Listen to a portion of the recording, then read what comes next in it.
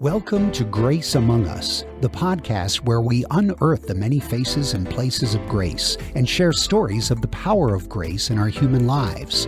Our desire is that this will inspire you to see grace in your own life and share it with others. Hello, everybody. Welcome. My name is Carrie Richard. I'm a mindset coach, and I am doing one of my most very favorite things is to talk with my dear friend, Ebony Gilbert, about the subject of grace. And today we have an amazing guest that I can't wait for you to hear. So, Ebony. Good day, good people. My name is Ebony Gilbert, and I get to hang out with Carrie. And today I get to hang out with Mr. Lou. Carrie and I get together periodically to have these podcasts, and we thought it would be amazing if you guys could hear from a dear friend of ours about something very cool and neat he's doing in his spare time. So, Lou, to you, tell us who you are and help folks understand why we're so excited to have you today. Okay, well, glad to be here. Thrilled to be here. My name is Lou Freyer. I am a retired psychologist and school counselor. And I moved to Virginia, here in Virginia, about 10 years ago, and was looking for volunteer service work to do, and came across the Virginia Center for Restorative Justice. And it was like, oh boy, that was like one of my favorite things in my job that I did. I was originally trained in restorative justice in like 1997. So lots of experience of using it in school systems. And since I've been here, more opportunities to work in criminal justice and the prison system here in Virginia.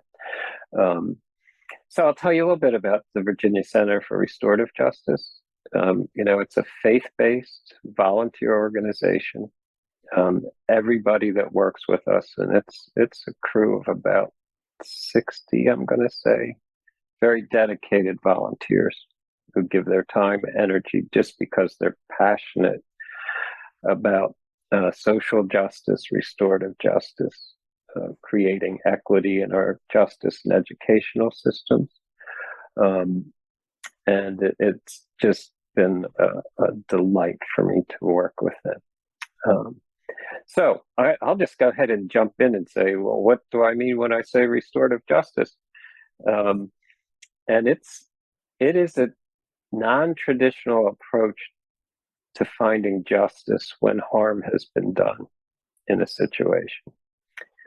And it comes out of actually indigenous societies all around the world. It was re-brought here to the United States in the late 70s and really took off in the mid 90s. And I say re-brought here because it was the form of justice that was practiced by the indigenous nations in North America.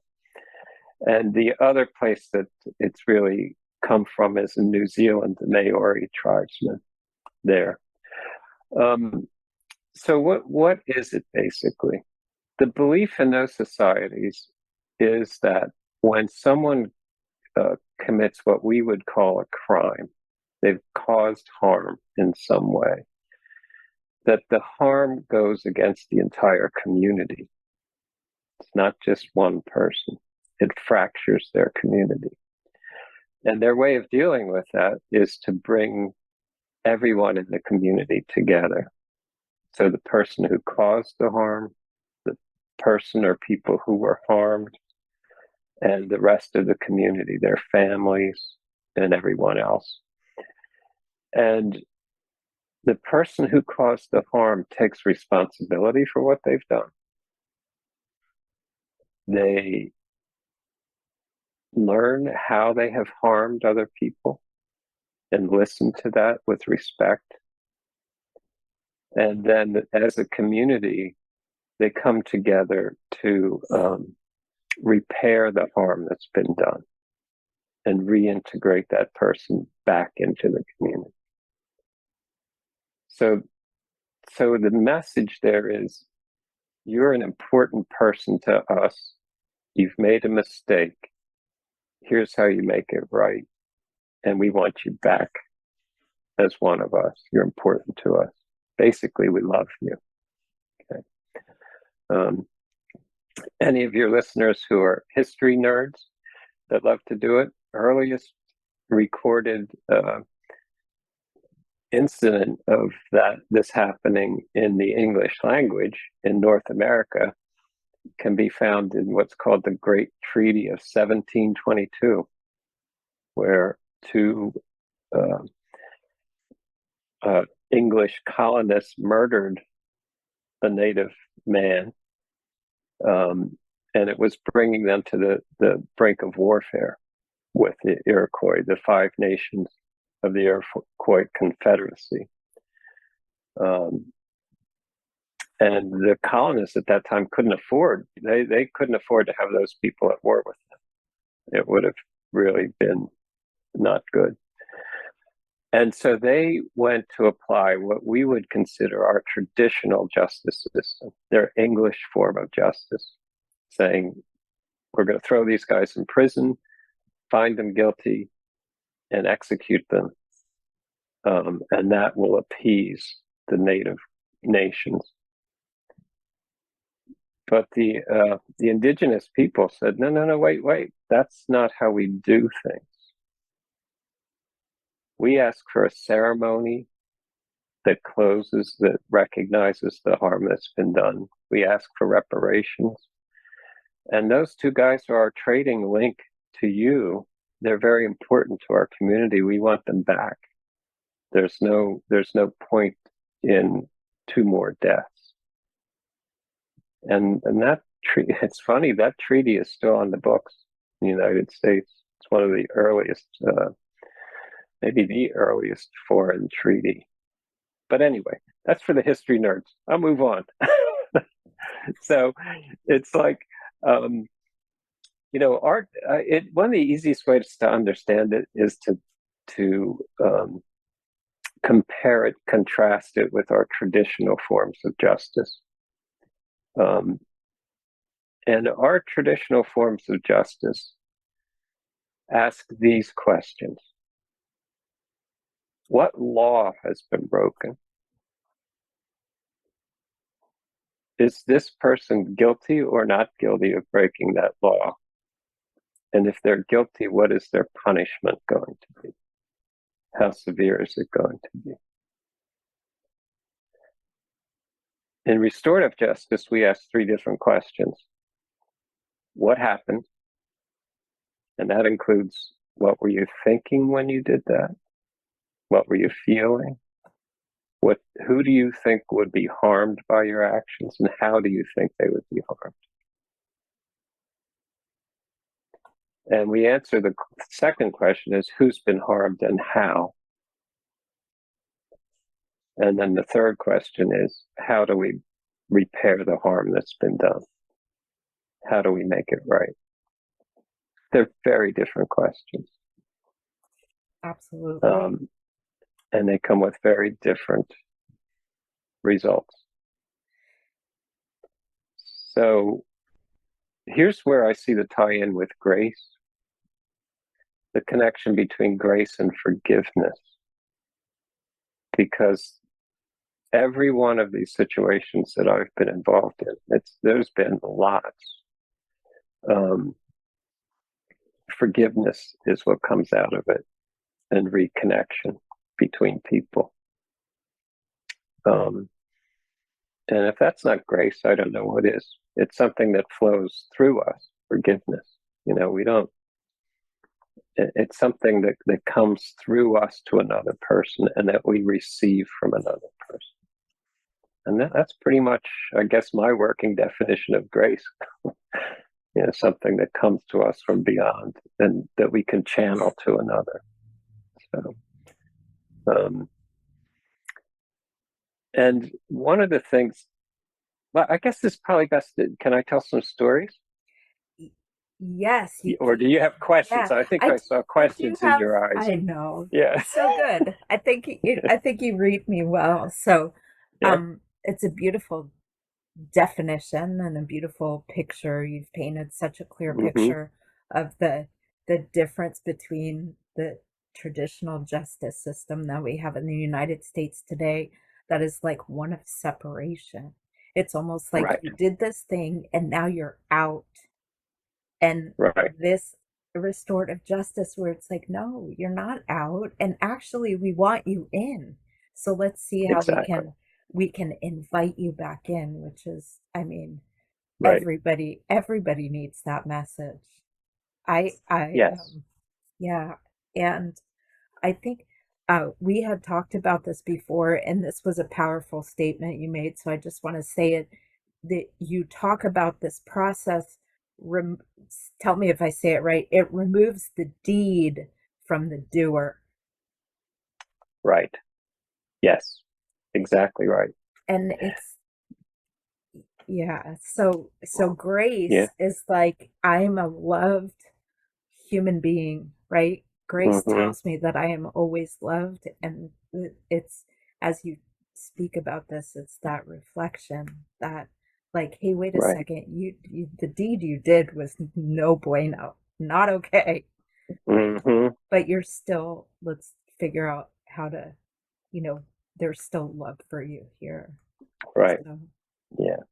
um, It's yeah, those are very important points. It is about bringing people back to community, whereas so much of our not only criminal justice but discipline systems, say in school, what happens when you get in trouble in school?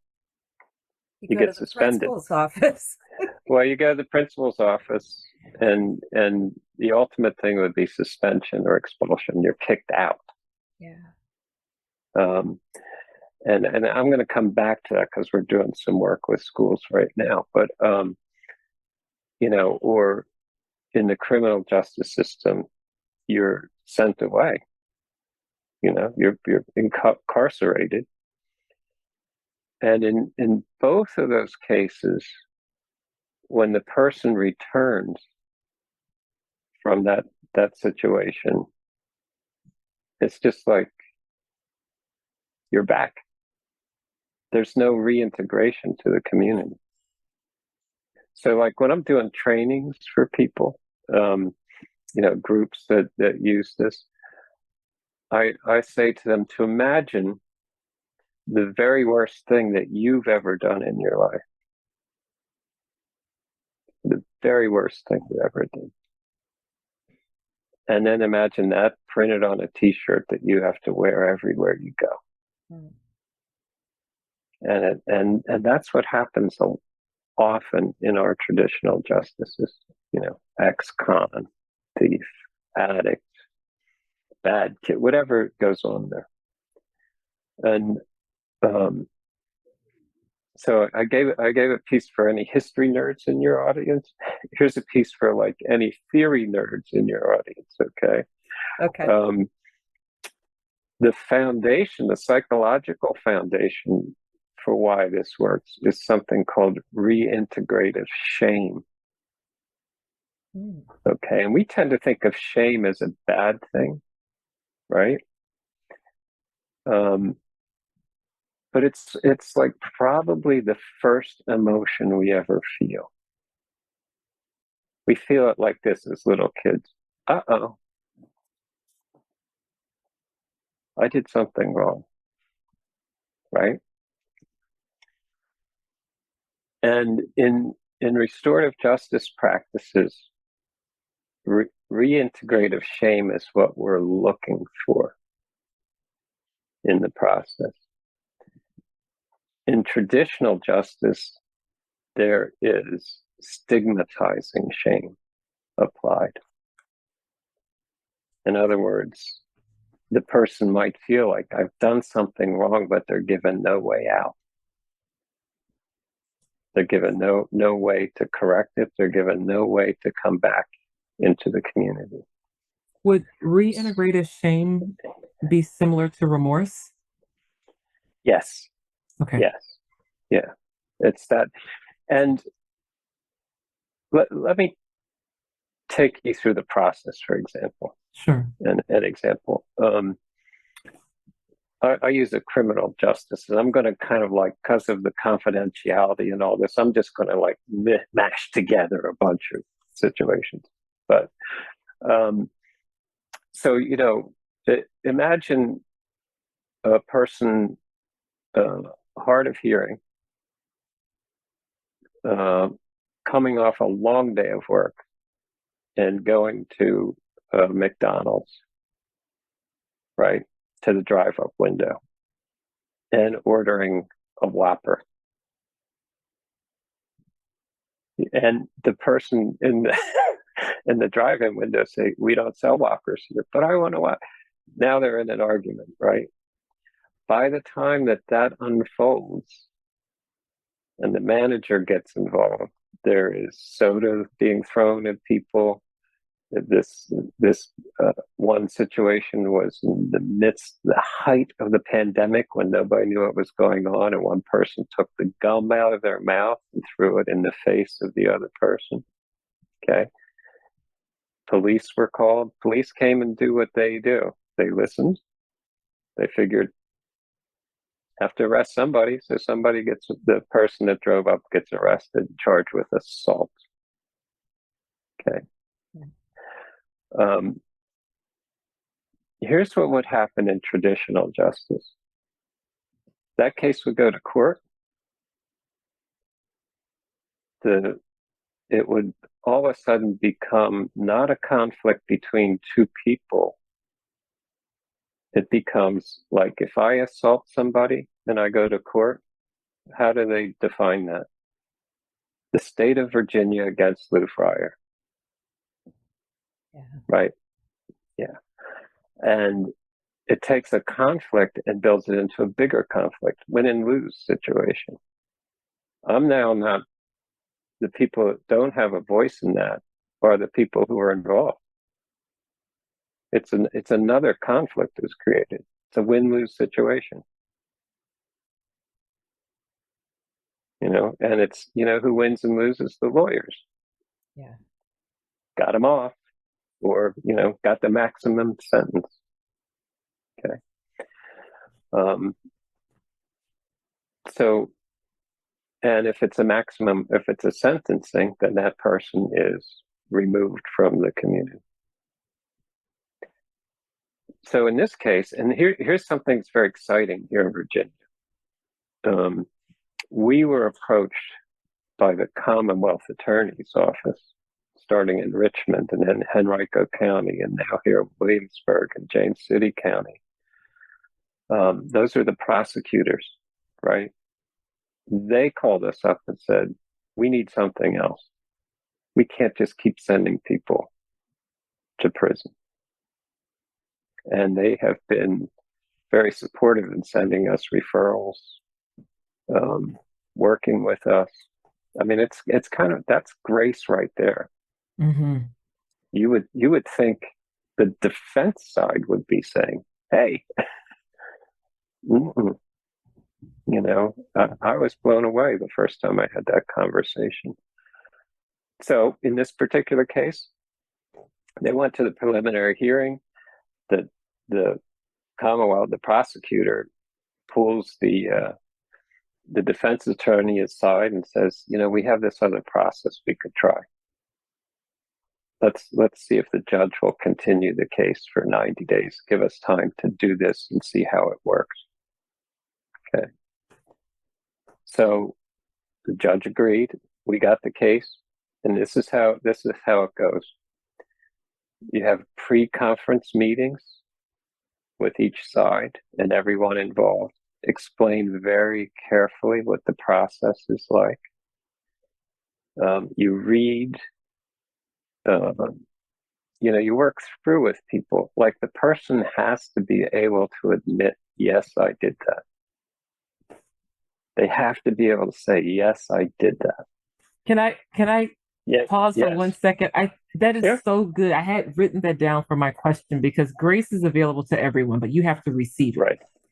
Exactly. There's a step you have to take to access it, right? So Yeah, it kind of triggered me and I got excited on the inside. But that right there, that piece is so critical. it's so important. And in working with the legal system, we have it very clearly defined that whatever happens in our process is confidential. So the person is not saying, I'm guilty of committing a crime. Mm. And back to what you said, Carrie, I did this. Yeah, I threw my gum in that guy's face. I did that. You know, and working with them through the questions, who do you think was harmed? How do you think they were harmed? What were you thinking at the time? What were you feeling? I was just angry. I was just angry. And it's like to help them understand. We're going to talk about one incident that happened on one day at one time, period. We're not here to talk about you as a person. It's huge. It's huge. So if you have that on the responsible party side, and then you meet with the so-called victim side, the harmed party, and they are open to sharing what it was like for them and listening and having their questions that they want to ask. You do all that work ahead of time. You meet with their supporters, their families, some community members who will all be part of sitting in a circle together to work this through. Parentheses, it's not a panacea. It's not for everything. Sometimes we get a referral and you sit down with the offender in a criminal justice system and they can't get past it. But I didn't, but it was, and it's like, well, all right, then you need to go try and convince the judge of that. This is not going to work for you. Or if there's the possibility of re-victimization of the harmed party, that's not going to work for them. So after you do all that work, then you get together as a circle and you go around and you start with the person that did the harm. You say, what did you do? What were you thinking? Who do you think was harmed and how? And usually that's pretty surface from that. I remember a kid was walking down the street, saw a bicycle, said, "Ooh, nice bicycle," hopped on the bicycle, rode away, got caught 4 blocks down the street, and when it got sent to us, and it was like, who do you think was harmed? Well, I don't know. So it was somebody's bike, I guess. Well, it turns out it was the DoorDash guy's bike. It was his living, right? But he didn't know that at the time. It's like, yeah, that'd be funny. Bicycle, I went for riding a bicycle. Especially young people are like that, And a lot of school things. Why did you do that? We thought it would be funny. And then everybody else in the room gets to talk about how they were affected. The person who was directly affected, the girl in the drive-in window, the manager that got into the fight at the drive-in window, the person, who was charged with assault, their family members, what it was like to get that phone call, come get them from jail, this person was working in a field where they had to have a background check. If they were convicted of a crime, they would not be able to continue their career. So how's that going to affect their family? And the person, it's a very specific set of questions, a very specific process, and a very respectful process. Can I ask a question? Yes. So, and I'm just going to play a little bit of devil's advocate here. Go for it. I love it. I'm feeling what you're saying, but for the listeners, This sounds very warm and fuzzy and feel goody. How do you couple the feel good, it sounds good, it's a great pitch with this holds people accountable and they're not going to go do it again? That's where I'm glad you asked that question. I was just getting there. Oh, That's excellent. where the reintegrative shame piece comes. Okay. Okay. If, as the person who's the offending party is sitting there looking in the eye of the person they've harmed and hearing from them how they were harmed, and it gets very emotional. I imagine. People get angry, they cry, and you will physically, I know it's working because I always have that person sitting next to me when I'm facilitating. I know this is working when I start to see them getting smaller in their chair. Mm-hmm. They're starting to, they might have said, I thought it was funny. It was like, so what? Bicycle. And when they start to collapse and feel it and cry themselves, okay, that's the piece that's going to have them not do it again. Gotcha. Yeah. If you go to court and you get sent to prison, you're going to be mad at the judge and the system and the whoever. Okay. But when you have to look someone in the eye and listen without coming back at them, without, explaining yourself, without defending yourself, and feel it. One of the myths around restorative justice is that it lets people off easy. That's what I was getting at. Yeah, it's much harder. Okay. It's much harder because they do feel it. And that's the shame piece. Okay. The reintegrative piece comes next, where everybody gets a chance to say, the question there is, what do you need? What do you need now? What do you need now? What do you need now? All around the circle. And we close the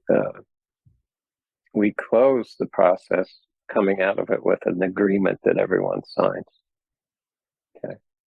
Often, now in this case, with the one I'm kind of mishmashing together in cases like it, all the people wanted was a sincere, heartfelt apology. And that came with tears and true feeling. Okay. And this happens, this is part of the magic, the grace, if you want to call it, that happens in this process. That, like the manager in that particular case said, and I'm sorry, because I need to train my staff better on what to do with people who are hard of hearing at the drive-in window. I can't hear the drive-in window myself, but imagine. And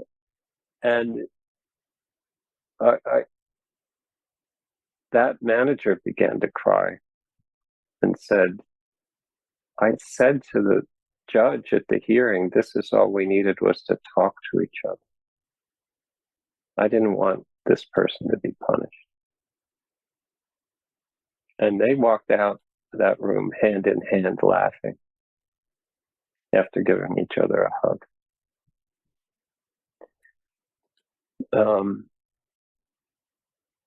I had one, this is going to be a mishmash too, of, where a person was charged with felony assault on a police officer. You know where that will go for them. That's a big ticket item. That's a big ticket item. First offense in the midst of a blackout drinking thing. And the prosecuting attorney said, there's going to be nothing served here, sending this young woman to jail. So we did all the prep work. The assaulted officer who was put out of work for a week came in kind of like armed for, ready to do this, willing to do it. And by the time we got done, and again, there were people from the larger community there. We always invite people from like the larger community. And that also helps with that shaming part. You have to say what you did in front of a whole pile of people. Can you give an example? I know you can't be specific, but when you say larger community, is it family members? Is it people they don't know? It's all of that and people that they don't know. Okay. So we have volunteers who the safety in my neighborhood is important to me. And when you broke into this person's house and burglarized it, it destroys the safety I feel in my community. I got you. Or people will say, we just want you to turn this around and not do it again, particularly with in neighborhoods and people of color, because it's like, don't reinforce the image that people have of my neighborhood. You're better than that. We're better than that. So, so we do an agreement. What do you need? What do you need? What do you need? What do you need? And what the person can agree to do as a result. And a lot of stuff comes out of that: community service, financial restitution, and the person agrees to do what they need to do to repair the harm. So what happened with this woman who was up for felony assault?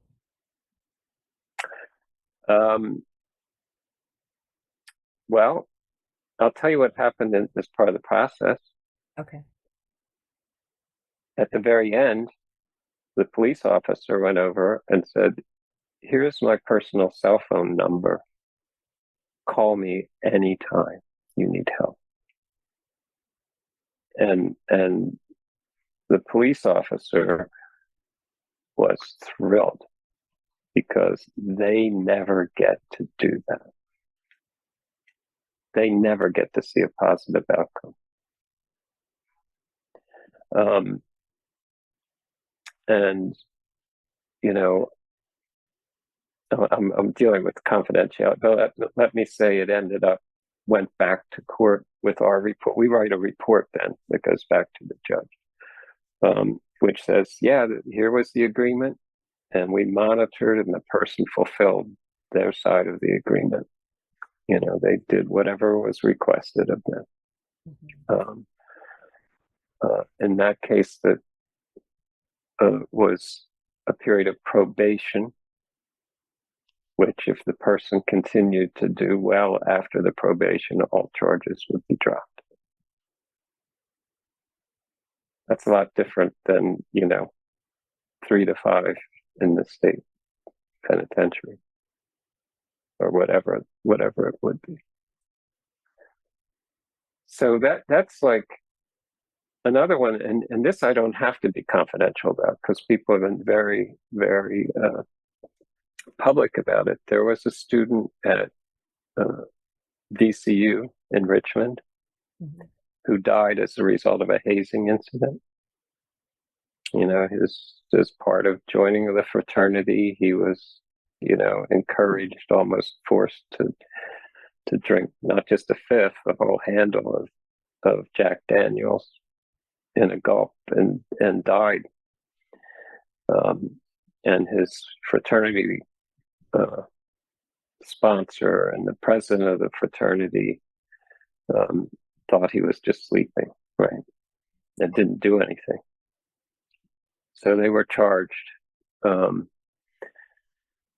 and went to court, pled guilty, and the family of the boy who died said, well, we want to have restorative justice as part of their sentence.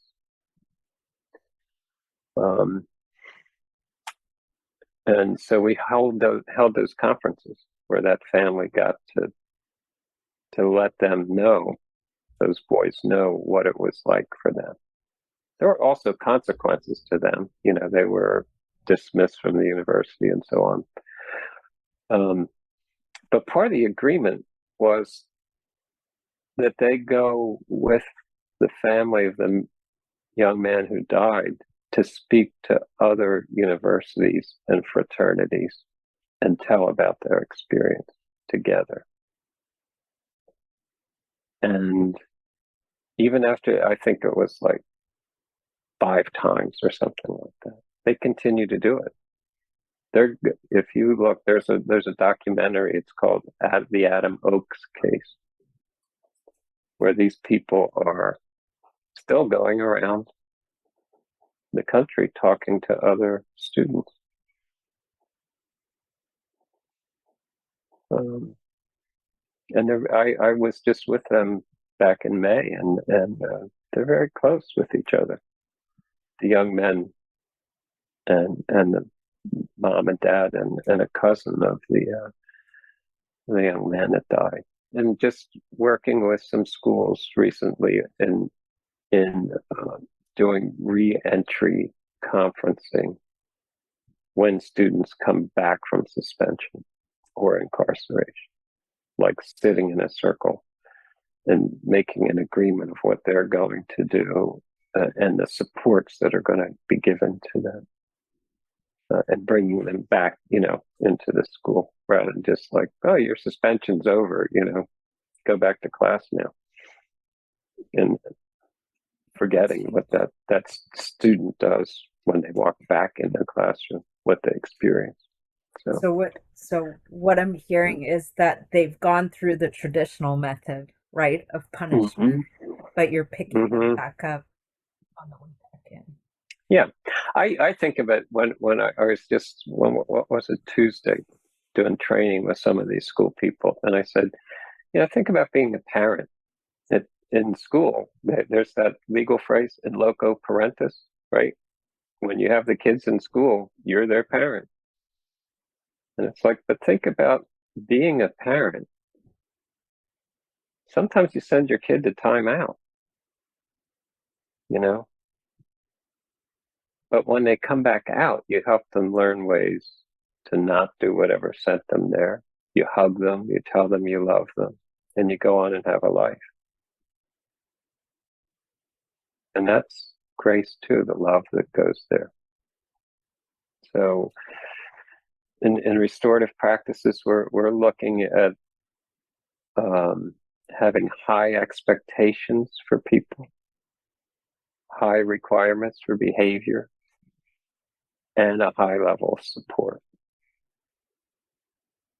Our traditional justice system says, you broke a law, here's what we're going to do to you. And what we work towards is, you made a mistake, here's what we're going to do with you together to get over it. And magic happens. I could sit here and tell 10,000 stories. I mean, really. Yeah. Yeah. I want to use the M word. It's miraculous. And yeah, if from a contrast perspective, like if you look at, you go to jail, you do your punishment, and then you're free. You're free, and by the way, people are going to know what you did, and we're not going to talk about it, and you're going to have to figure out how to bring yourself back into the fold. And then there's this piece where there's probably healing that's going on that actually had nothing to even do with the incident, because you've got this community that's coming together for the welfare of the entire community. Of everyone. It's beautiful. And like, to go back to your question, Ebony, about it sounds soft, but it's the only way to get people to change. I agree. Because they have to take responsibility for what they do. I'll tell one more story. It's got nothing to do with restorative justice, but it sort of put me on the path. long time ago, in like mid-70s. I was working as a counselor in an elementary school and making no money. So I had a second job at night in the county prison, right? Working with the prisoners. And there was no difference. If I had to deal with two first graders that got in trouble because they were fighting or whatever, their first response was, yeah, but he. And when I would talk with the prisoners in the prison, what are you doing here? Oh, that judge doesn't like me. My friend talked me into it. That person shouldn't have been there. No personal accountability. Yeah, nothing. And so there's going to be no reason to change. Especially if you walk out with the shirt on of shame and it just fuels your anger. So I think if you have other questions, I can kind of pause there or tell more stories. I have no idea what our time is like here. It's whatever we want it to be. Okay. I think yeah, I do have a question. So as you said, it's a very specific process, and you have you meet with the person who did the deed, right, and you meet with the people who were people who were affected by it, and then you bring the community together and you have this specific process, and everybody understands the process before you get there, all these things. So it's very structured, and it's such a if you were to, and I don't know if you can, like, how could you bring this into your own home? Yes, it's basic listening. Okay, that's the thing. There's power, there's healing in listening to someone's story with respect and making them feel heard. Okay, that's what like crime victims really get out of this. A lot of it, they have questions. Why did you break into my house? What is it about me that made me a target? Most times it's got nothing to do with it. But there's healing in listening to the stories. Remember how part of the restorative process is ask for what you need. What do you need? What do you need? What do you need? Yes. That is the question to be able to ask and listen to very carefully in a situation. So, and I was taught long ago something that's called specific change request. Mm-hmm. Okay, a process. It's kind of like you need to understand, like when I'm doing something over and over that's annoying, like maybe the person I live with, then it's for either me to go to her or her to come to me and say, look, we keep fighting over this same thing.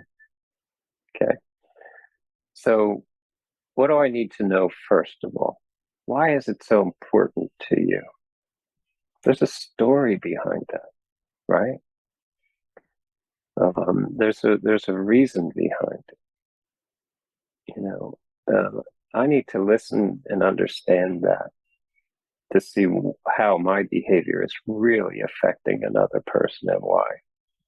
That's restorative justice, right? And then it's asking, like, what do you need from me to make it right? Now, in our homes, usually what comes out is like a huge universal request, right? I want you to never ever do this ever, Yeah. but that or always do this. oh yeah, right, yeah, and you know, that's where you have to listen to the other person, and this is part of the restorative justice process too. When we come up with the agreement, what do you need? What do you need? The other question is to the person who is, that caused the harm. Can you do that? Mm. Can you promise to do that? And if there's going to be a problem with you doing that, we need to negotiate around it, right? Okay. So like for financial restitution, if it's a 14-year-old kid,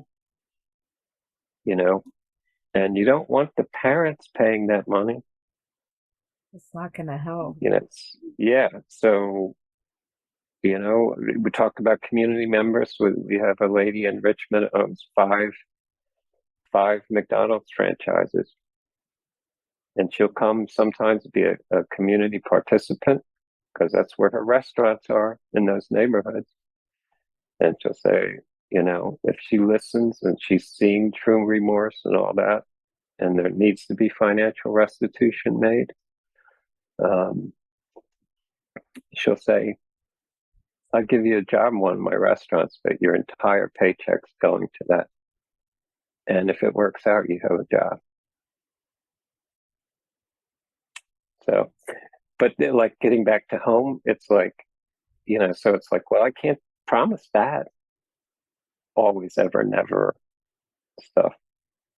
But what's one thing I can do that will show you that I've heard you and it's important to me? And then when you get to that, then I need to be really, really focused on doing what I promised I would do, that one thing. And it can build from there. So does that answer your question? Absolutely. There's so much good stuff in there. And it's a framework of like listening and then also being heard and saying, okay, I hear you. And I'm going to, like, I love that specific. Here's the one thing I can do to show you, because I don't know that I ever had that tool without somebody teaching me that, right? Yeah, I have to, exactly. It's like, well, you're pissing me off, so you need to change everything. All the time. Okay. Yeah, right. Boom, boom, boom. I'll do that. And then it's more the focus of how you're failing at not being able to change everything. Right. Yeah. And here's the thing too. I'll use an example from my life. We used to often get into like arguments in the car if I was driving, because be like, do you see that? And then I'd get mad. Of course I see that. Whatever. And it's like, so we had that conversation, right? And it's like, wait, what is this about? And then listening to the story of my wife being in a car with her 6 brothers and sister and mom and her father driving drunk and feeling trapped in the backseat. It's like, oh, that's who I have in the car with me. So what can I do? Well, I want you to always pay attention and never It's like, well, that's a hard. Here's where we landed, right? When the light turns green, go.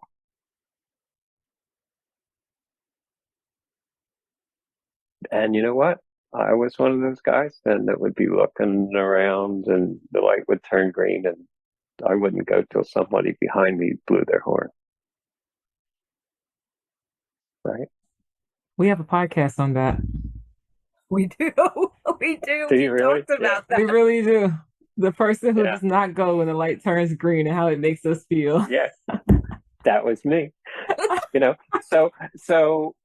should look up that podcast to listen. But you know what? So that's the thing. Then it's like I hear you. It's important to me.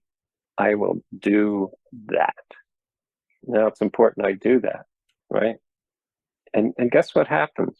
Just like the person in the restorative conference who can turn their life around with support and choices not to do that, whatever that specific thing was again.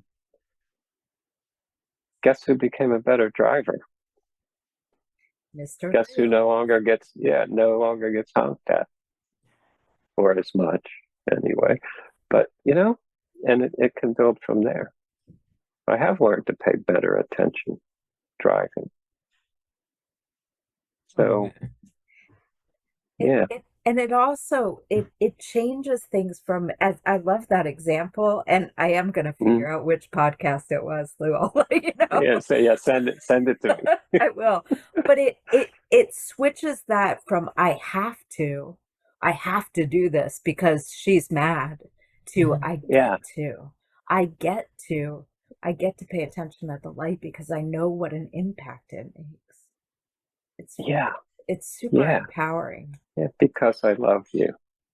Mm-hmm. And grace is love, right? Yeah. That's another definition. So, and that's the message of restorative justice in a nutshell. We love you. One of the people that work with us, Dr. Josh Bacon, has a book out. It's a good one. It's called "I Screwed Up, Now What." That talks about this process with young people. So. Awesome. Lou, I like so much goodness. I'm excited to listen to this again because I know I'm going to pick up stuff. It is such a gift to have you here. Ebony, you are the master at closing us out, kind of like bringing it all together. So I'm putting you on the spot. Oh, I don't know if I'm going to do it justice. You get it? Oh, there we go. Oh. Probably failed with that comment, but I'm going to give it a shot. Thank you so much, Lou, for joining us. This was so jam-packed full of good nuggets and good takeaways. A couple of things that really, really resonated with me, totally resonated with me. Sometimes the grace of God can feel like we're getting a pass. And we're hesitant to offer that grace to other people because we feel like we're letting them get away with something. That's not the principle. It's rooted in love. The reintegrated shame. We have to redefine how we think of shame. Shame is acknowledging that you did something that wasn't the most decent thing in the world. And we're going to turn from that and do something different the next time. So redefining shame, whether it's shame for some crime you committed against someone else or something you're just embarrassed about that doesn't make you feel good and doesn't represent your family values. Redefine that and use it to the benefit and the building up how you can be better the next time. Grace and restorative justice does not absolve you of accountability. There still may be some consequences. It just packs love and grace on top of it so that you don't have to walk around with the ex-con t-shirt on all the time. There's healing in that. There's restoration in that. And when it comes to us, then it can flow through us. So it's important that we're able to receive it so that we can pass it on to others. And I have a page full of notes and I'll stop there because I don't want to get lengthy. There was so much in it. I need to listen to it again. And Carrie, I don't know, maybe we can have a part 2 where we kind of just piggyback off of this and we talk about all the lessons that came out of it. Absolutely. Absolutely. And we might bring you back on in it, Lou. Yeah. Absolutely. Absolutely. I can talk 10 hours. We've only done one. And Lou, I was going to say too, I don't know if you I have some websites if people are interested in learning more, which I can send to you, Carrie. I don't know if you can attach to the information piece of your podcast. Yeah, great. Absolutely. And for anybody out there who has questions about this, because there was so much, please put them in the comments, let us know, and we'd be happy to follow up. So, Lou, Yes, thank you exactly. so much. Oh, for thank you for coming. the opportunity. And, Yeah. And thank you for the work that you do in this world. It's Absolutely. it's beautiful. Yeah. So, Yeah. Thank you so much.